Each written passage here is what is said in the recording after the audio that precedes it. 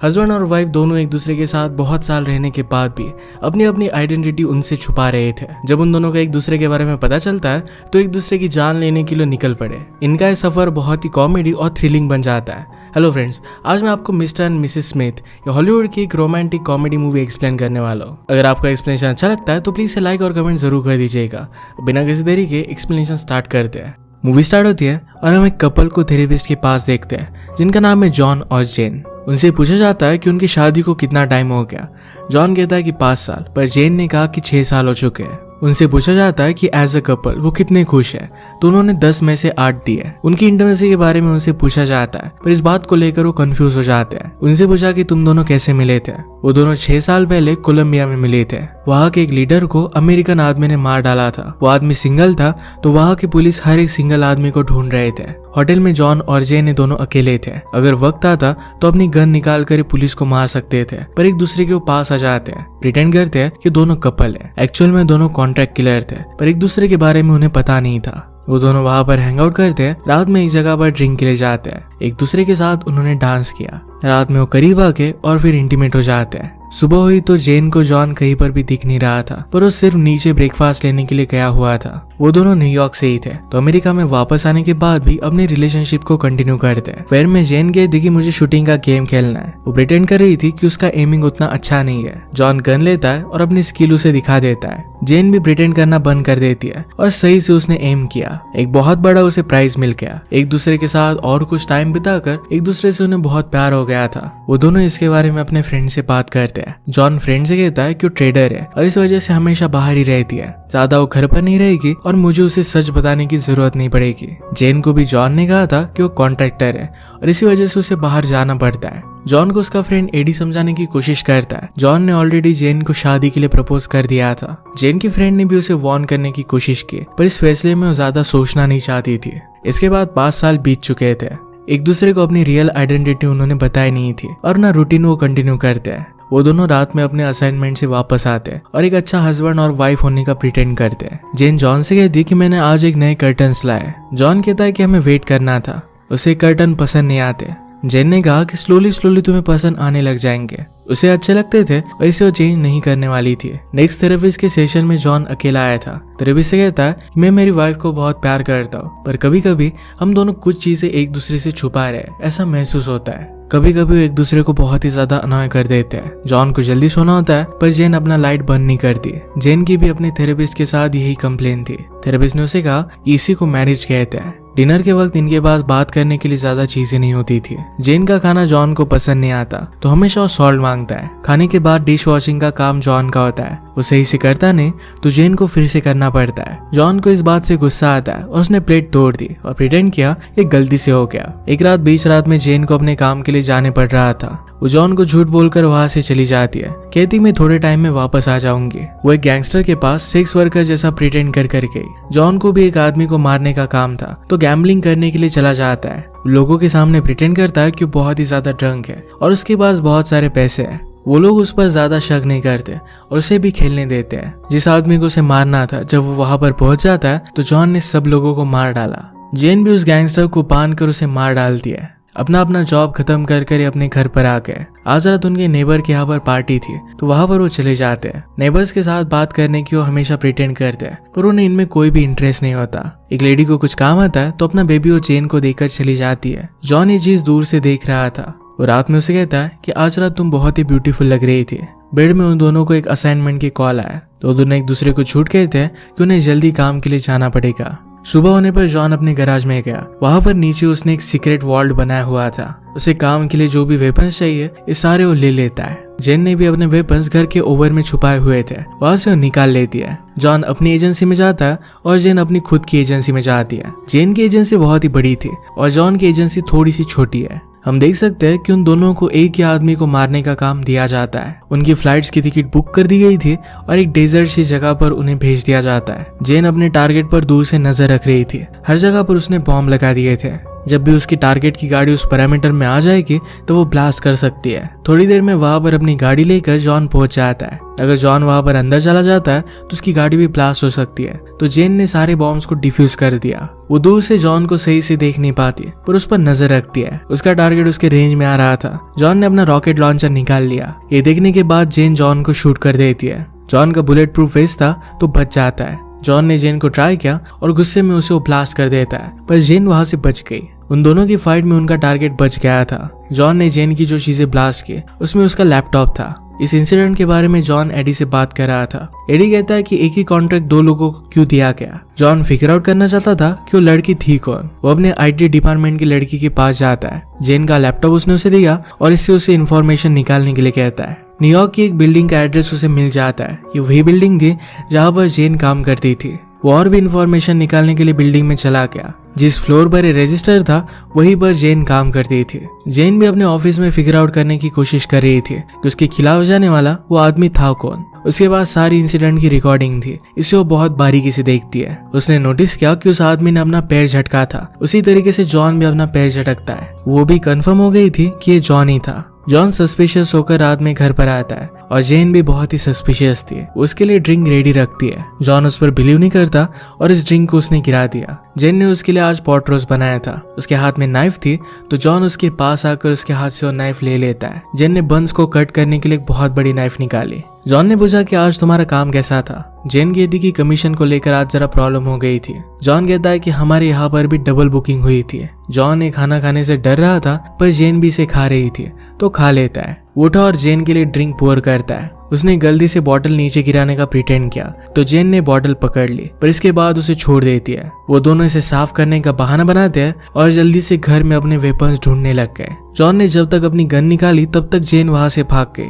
जेन को बहुत शौक लगता है इतने सारे साल वो जॉन को पहचान क्यों नहीं पाई। जॉन भागते भागते जेन को रोकने की कोशिश कर रहा था। एक जगह पर टकरा कर गलती से उससे गोली चल जाती है। जेन को इस बात से बहुत गुस्सा आया। उसकी गाड़ी के सामने आया और कहता है कि सिर्फ एक एक्सीडेंट था, हमें इसके बारे में बात करनी चाहिए। जेन गाड़ी स्टार्ट कर देती है और गाड़ी से उसने उसे ठोक दिया। जॉन ऊपर से गाड़ी के अंदर आ गया पर जेन बाहर कूद गई। वो दोनों वहां से चले जाते हैं। जॉन अपने फ्रेंड के पास आया और कहता है कि मेरी वाइफ ने मुझे मारने की कोशिश की। फ्रेंड कहता है कि हर एक वाइफ कभी ना कभी ये सब करती है। जॉन भी बिलीव नहीं कर पा रहा था कि जेन के बारे में उसे पता नहीं था। एडी ने उसे समझा तुम उसे मारकर सब कुछ ठीक कर सकते हो। जेन ने अपनी फ्रेंड को ये सब बात बताई तो वो भी बहुत ही सरप्राइज थी। उसे पूछती है क्या तुम उससे प्यार करती हो। जेन ने कहा कि अब नहीं करती। फ्रेंड उसे कहती है तो फिर उसे तुम्हें मारना पड़ेगा और सब कुछ ठीक हो जाएगा। रात में सोते वक्त जेन खुद को समझाने की बहुत कोशिश कर रही थी कि वो जॉन से प्यार नहीं करती।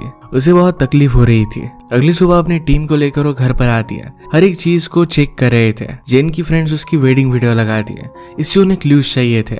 जेन को ये वीडियो देखकर बहुत बुरा लगता है। उनके जाने के बाद थोड़े टाइम में जॉन भी वहां पर आया। घर के अंदर कोई हो सकता था तो उसे कोई शूट ना करे, इसी वजह से अपने साथ अपने नेबर फ्रेंड को लेकर आता है। उसने अपनी सारी चीजें चेक की। उसकी गैराज की सारी गन्स उन्होंने निकाल ली थी। जेन कुछ भी कर जॉन को ढूंढना चाहती थी पर उनके पास जॉन का रियल नेम भी नहीं था। उनके सिक्योरिटी के अलाउंस बजने लग गए क्योंकि जॉन जेन की बिल्डिंग में था। वो जेन को कॉल लगाता है। जेन ने कहा कि जल्द से जल्द तुम्हें यहाँ से चले जाना चाहिए वरना बहुत बुरा होगा। जॉन कहता है कि मैंने सिर्फ एक बटन दबाया तो सब कुछ तबाह हो जाएगा। सब लोग जॉन की लोकेशन ढूंढने लग गए थे तो रियलाइज करते हैं कि वो ऑफिस के ऊपर ही है। उनका डेटा बहुत इंपॉर्टेंट था तो सब कुछ उन्होंने डिस्ट्रॉय कर दिया। जल्दी से बिल्डिंग से सब लोग निकल जाते हैं। जॉन आया और जेन पर वो गन लगाता है। उसके सामने वो चली गई पर उसे शूट नहीं कर पाता। एक दूसरे को दूर से गालियां दे रहे थे। डॉन डिस्ट्रॉय हुए सब पेपर वर्क और डेटा को चेक करता है। उसमें उसे एक कंस्ट्रक्शन कंपनी का नाम मिला। अब जेन और उसकी कंपनी वहीं से ऑपरेट कर रहे थे। वो लिफ्ट लेकर ऊपर आ रहा था पर जेन उसकी लिफ्ट बंद कर देती है। कहती है कि तुम्हारी लास्ट वार्निंग है। जॉन कहता है कि मैं कहीं पर भी जाने नहीं वाला। जेन कहती है कि मैं तुम्हें लिफ्ट से गिरा दूंगी। जॉन डरता नहीं और कहता है कि उड़ा दो। वो काउंटडाउन करती है तो उसकी एम्प्लॉयज ने एक्चुअल में लिफ्ट को ब्लास्ट कर दिया। जेन को इसे बहुत बुरा लगता है। एक्चुअल में जॉन ने लिफ्ट के कनेक्शन बदल दिए थे और वो किसी और लिफ्ट में था। जिस जगह पर जॉन ने जेन को शादी के लिए प्रपोज किया था उसी जगह पर रात में जेन आकर रो रही थी। जॉन ने कहा कि हमारी प्रॉब्लम अजीब सी है, तुम मुझे मारना चाहती हो और मैं भी तुम्हारे बारे में अब इतना केयर नहीं करता। उसे कहता है कि मेरे साथ डांस करो। वो एक दूसरे के साथ डांस तो करने लगते हैं पर एक दूसरे की बॉडी पर जो भी वेपन्स थे निकाल कर वो फेंक देते हैं। जॉन कहता है कि तुम हमारे मैरिज को हमेशा एक जॉब की तरह ट्रीट करती आई। जेन इस बात का आंसर नहीं करती। वो इमोशनल हो गई और वॉशरूम चली गई। वॉशरूम में उसने एक बड़ा सा ब्लास्ट किया। सब लोग डर गए और वहां से वो भाग जाती है। जॉन उसे ढूंढने लग जाता है पर उसके जैकेट से टिकिंग की आवाज आ रही थी। ये जल्दी से निकाल कर उसने एक बॉक्स में उसे डाल दिया। वो जेन को कॉल लगाता है, कहता है कि सेकंड टाइम तुमने मुझे मारने की कोशिश की, मैं घर पर जा रहा हूँ और जो भी चीजें मैंने तुम्हारे लिए बाय की ये सब कुछ मैं डिस्ट्रॉय कर दूंगा। जेन कहती कि मैं भी तुम्हें वहीं पर मिलती हूँ। उससे पूछता है कि फर्स्ट टाइम तुम मुझसे जब मिली थी तो तुम सोच क्या रही थी। जेन ने कहा कि पहले तुम बताओ। जॉन कहता है कि मुझे तुम्हें क्रिसमस मॉर्निंग की तरह लगी थी। जेन उसे झूठ कहती है कि तुम सिर्फ मेरे लिए कवर थे। वो दोनों घर पर आकर एक दूसरे की गाड़ी टकरा देते हैं। दूर से जॉन जेन पर नजर रखता है तो जेन के पास एक बड़ी गन थी। एक दूसरे से छुपते छुपाते एक दूसरे पर शूट करने लग गए। फाइनली इनके फाइट में दोनों के पास गन आ जाती है। जेन ने कहा कि ऐसा मत करो। जॉन को मारने की बहुत ट्राई कर रही थी पर वो भी ये नहीं कर पाती। इसके बाद वो दोनों एक दूसरे को किस कर लेते हैं और इंटीमेट हो जाते हैं। इनकी रिलेशनशिप में फिर से एक स्पार्क आ गया था। जेन ने पूछा कि वैकेशन पर तुम अचानक से चले गए थे, हुआ क्या था। वो एक आदमी जिसको उसने मारा था उसका नाम लेता है। जेन ने कहा था कि मुझे भी उसे मारना था। वो कहता है कि एक रात हेलीकॉप्टर मुझे छोड़ने के लिए आया था, क्या तुम सुन नहीं पाई थी। जेन कहती कि उस दिन बॉम्ब की वजह से मैं कुछ सुन नहीं पा रही थी। इनका ये मोमेंट बहुत ही अच्छी तरीके से बीत रहा था पर अचानक से उन पर गोलियां चलने लग जाती है। उनके पास एक दूसरे को मारने के लिए सिर्फ 48 आवर्स थे, वो खत्म हो चुके तो उन पर ही उनकी एजेंसीज ने कॉन्ट्रैक्ट रख दिया है। जॉन और जेन की फाइटिंग की स्ट्रैटेजी कुछ अलग थी पर फिर भी जॉन उसे नीचे लेकर जाता है। उन्होंने बूट्स और गन्स निकाली। जॉन जेन को एक छोटी गन दे रहा था तो जेन कहती कि मुझे बड़ी वाली चाहिए। ऊपर से वो लोग एक बॉम्ब डाल देते हैं। जॉन ने उसे किक किया पर वो बॉम्ब फ्यूल टैंक के पास जाकर गिरा। वो जल्दी से बाहर आए और सब लोग उन पर गोलियां चलाने वाले थे पर ब्लास्ट की वजह से सब लोग मर जाते हैं। नीचे गिरने की वजह से जॉन और जेन बच गए थे। वो फिर अपने नेबर्स की कार चुरा लेते हैं तो जेन ने कहा कि मैं पीस कॉर्पोरेशन में कभी भी नहीं थी। जॉन कहता है कि वो बात मुझे तुम्हारे बारे में बहुत ही अच्छी लगी थी। वो कहता है कि मैं कभी भी MIT में गया नहीं था, आर्ट और हिस्ट्री उसका मेजर था। जेन कहती कि मैंने कभी कुकिंग की नहीं थी, मेरे ऑफिस की लड़कियां कुक किया करती थी। अचानक से कुछ लोग उनका पीछा करने लग गए। जेन डिक्की खोलकर उन्हें शूट करने की कोशिश करती है पर जॉन ये गाड़ी ठीक से चला नहीं पा रहा था। जेन ने कहा कि मैं गाड़ी चलाती हूँ, तुम उन्हें शूट करो। जॉन कहता है कि तुम्हारे पहले मेरी शादी भी हुई थी। इस बात से वो गुस्सा हो गई और कहती कि मुझे उसका सिक्योरिटी नंबर दो। किलर्स के साथ फाइटिंग में भी ये दोनों एक दूसरे के साथ लड़ रहे थे।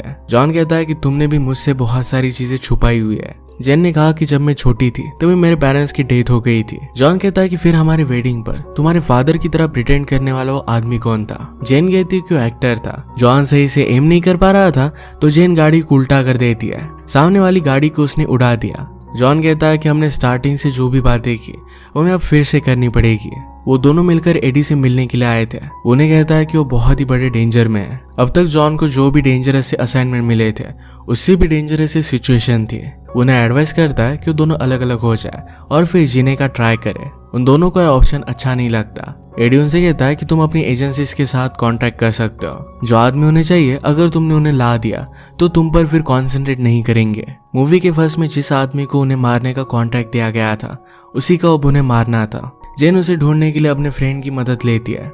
उसका नाम था बेंजामिन और बेंजामिन एक जेल में कैद था। जॉन और जेन प्लान बनाकर वहां पर पहुंच जाते हैं। इसके बाद वो टनल से होते हुए जेल के अंदर जा रहा था। जेन उसे लेफ्ट में जाने के लिए कहती है पर लेफ्ट में कुछ भी नहीं था। जॉन उसका प्लान नहीं मानता और एक अलग जगह से वो बाहर निकला। जेन सारे लाइट्स बंद कर देती है और जॉन ने वहां पर ब्लास्ट कर दिया। बेंजामिन को निकाल कर लेकर आता है। जेन कहती कि मेरी बात तुम कभी भी मानते नहीं हो, तुम्हारे प्लान्स हमेशा बहुत ही अजीब होते हैं। जॉन कहता है कि तुम्हारे आसपास ब्रीदिंग के लिए जगह ही नहीं रहती, तुम हमेशा एक प्लान से चलती हो और कुछ भी गलत तुम्हारे आसपास हो नहीं सकता। जॉन बेंजामिन को इंटरोगेट कर रहा था, उसे वो धमकाने की कोशिश कर रहा था पर बेंजामिन मानता नहीं। जेन डायरेक्टली उसकी उंगलियां काटने वाली थी तो बोलने लग जाता है। उसने उन्हें एक तस्वीर दिखाई और ये जॉन और जेन की तस्वीर थी। वो कहता है कि तुम्हारी एजेंसीज को तुम दोनों के बारे में पता चल के आया था। अगर तुम दोनों एक दूसरे से इंफॉर्मेशन एक्सचेंज करते तो उनके लिए डेंजरस हो सकता था। जानबूझकर उन्होंने तुम्हें फिर एक मिशन पर भेजा। वो मुझे सिर्फ एज अ बेट यूज कर रहे थे। जेन कहती कि अब भी बेट हो सकता है। उसका उन्होंने बेल्ट निकाला तो उसमें एक ट्रैकर था। सब लोग उन्हें मारने के लिए उसी लोकेशन पर पहुंच रहे थे। जल्दी से वहां से भाग कर दोनों छुप जाते हैं। जेन कहती कि अब हम दोनों को एक दूसरे से अलग हो जाना चाहिए। जॉन कहता है कि अगर हम भागे तो हम हमेशा भागते ही रह जाएंगे। हम एक दूसरे के साथ रुकते हैं और इसे फाइट करते हैं। अगर उसके बाद तुम जाना चाहती हो तो जा सकती हो। वो पास के मॉल में छुपने के लिए चले गए। उन्हें ढूंढते हुए वो लोग वहां पर पहुंच गए थे। एक एक को मारने की कोशिश कर रहे थे पर वहां पर बहुत ज्यादा लोग थे। लिफ्ट लेकर वो अलग अलग फ्लोर्स पर पहुंचते। उन पर बहुत सारी गोलियां चल रही थी। उनके बुलेट प्रूफ जैकेट की वजह से वो थोड़े से बच रहे थे। जेन को एक गोली छूकर निकल जाती है। जॉन ने उसे बचा लिया और एक जगह पर वो कवर लेते हैं। जॉन कहता है कि इस टाइम पर वैकेशन कितनी अच्छी लगती। जेन कहती कि शायद वहां पर बारिश हो रही होगी। मैं पूरे वर्ल्ड में इसी मोमेंट में तुम्हारे साथ रहना पसंद करती हूँ। तो दोनों फिर कॉन्फिडेंस से बाहर निकले, हर एक आदमी को शूट कर देते हैं। फाइनली अब वो बच चुके थे। उनकी एजेंसी भी अब उनका पीछा नहीं करेगी। मूवी के लास्ट में वो फिर से अपने थेरेपिस्ट के पास आए हुए थे। उनके मैरिज में अब कोई भी प्रॉब्लम नहीं था, पर फिर भी उसे मिलने के लिए वो आए हुए थे। अब उन्होंने फिर से अपना घर बनवाया था। उनकी रिलेशनशिप में फिर से इंटीमेसी बहुत ही अच्छी हो चुकी है। इसी के साथ ये मूवी एंड हो जाती है। अगर आपको एक्सप्लेनेशन अच्छा लगा तो प्लीज इसे लाइक और कमेंट जरूर कर दीजिएगा। ये बहुत सारी मूवीज लेकर आते रहता हूँ, तो प्लीज चैनल को सब्सक्राइब कर दीजिए और बेल नोटिफिकेशन आइकन दबाना मत भूलिएगा। हम फिर से मिलेंगे और एक नई मूवी के साथ। तब तक के लिए थैंक यू और आप अपने आप का ख्याल रखिए।